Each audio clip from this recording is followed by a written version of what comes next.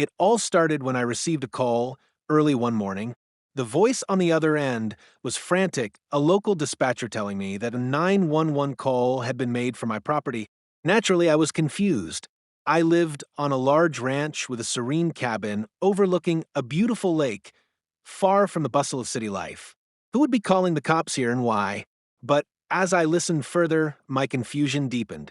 The caller wasn't a neighbor or even a trespasser. It was a member of the HOA, the Homeowners Association, making an audacious claim. They had called 911, stating that they had the authority to manage my cabin and its surrounding land.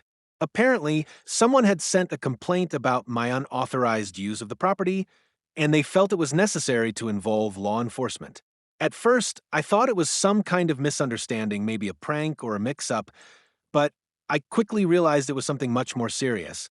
The HOA had been growing increasingly bold, making demands on various properties within the community. I had always paid my dues and followed the rules, but the HOA had been overstepping its boundaries, and this was the final straw. They believed that because my property was part of the larger HOA-controlled area, they could dictate what I did with it, even though I owned the entire complex, including the lake and surrounding acres. The nerve of it all left me in disbelief. I'd spent years working to make this place a haven for myself and my family. The thought that someone else could claim authority over my home, my office, and my land was unacceptable.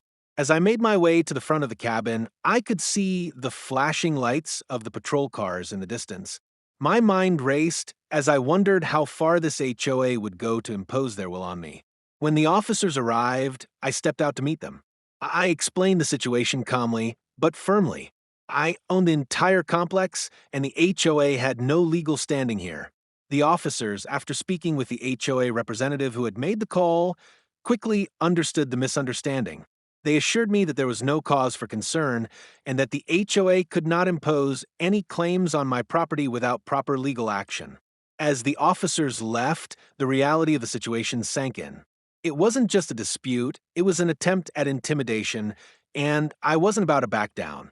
From that point on, I made it clear to the HOA that my ranch and lake were my domain, and they had no authority here.